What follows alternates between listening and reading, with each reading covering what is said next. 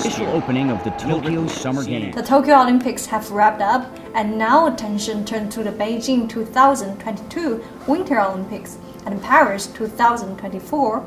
The world views Olympics with excitement, but reports from some Western media outlets turned political this time round. Today, we look at a controversial collection of Western reports on China's participation in the Games and ask why such a pervasive politicalization exists, even in an arena of shared dreams and togetherness.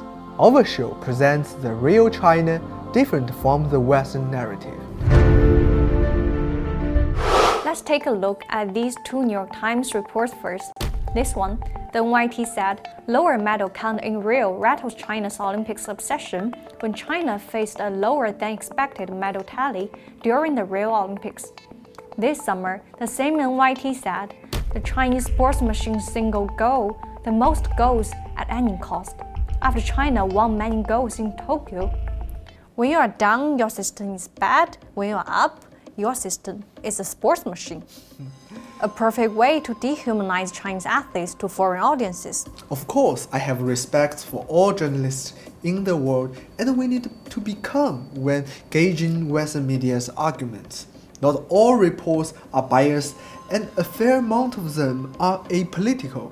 But the attempted politicization by some media is frankly getting a bit boring. Nevertheless, all unfair representations must be addressed. Friends, how many of you watch the games on social media? If you are a social media watcher, please tell us in the comments. I saw a lot of young people watch the games on social media, but I find it interesting that some media outlets rely solely on social media to build their arguments. For instance, an August 3rd BBC report remarked on the furious nationalistic pressure Chinese athletes are under to achieve gold, and anything less than a gold will be attacked. The report handpicked a set of online responses criticizing Chinese athletes without recognizing the amount of athletes showering the same athletes. Let's take Liu Shiwen and Xu Xin as a case in point. When they apologized for winning only a silver, almost all comments left under the news posts encouraged the athletes, and the comments are liked by tens of thousands of people. Under BBC's report, Chinese athlete Hua Tian refuted its claim. He said he did not win a medal but had support from fans on Chinese social media, and what BBC did is unbalanced reporting. It's BBC's favorite way to use selective facts in their reports. They zoom in on one negative comment from hundreds and thousands of positive comments. The negative comment is a fact, and you cannot accuse them of making fake news. So they are in fact making fake news, right? Let's return to the New York Times. The article we mentioned at the beginning referring to China's sports machine.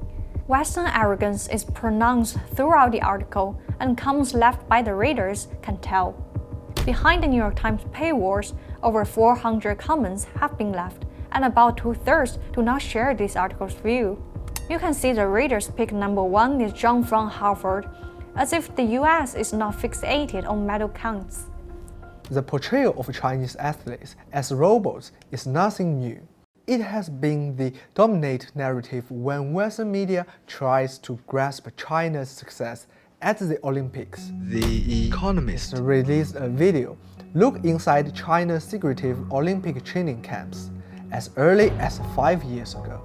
As a world citizen, I'm proud of what athletes have achieved at the Olympics, and their achievements deserve anything but vicious attacks.